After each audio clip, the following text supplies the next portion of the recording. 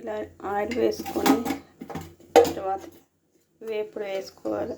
Oil వేసుకొని deep fry మాత్రం వేసుకోవాలి.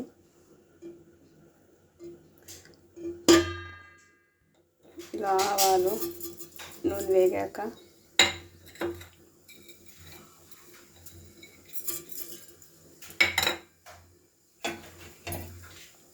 మిర్చి, ఆనియన్, మిర్చి, ఎండుమిర్చి వేసుకోవాలి. ఇలా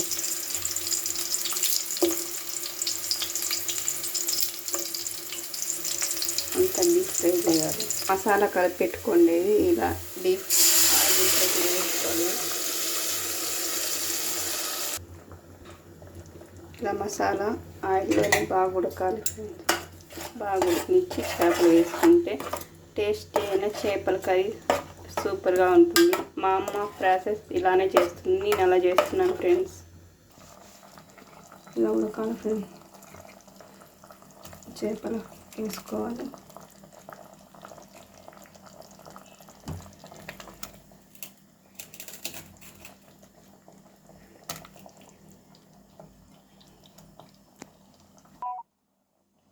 ఇలా చేపలు వేసుకొని ఒక 2 సెకండ్ అట్లా ప్లేట్ వేసుకొని కొత్తిమీర ఇలా పైన వేసుకోవాలి ఫ్రెండ్స్. అంతే, చేపల కర్రీ రెడీ.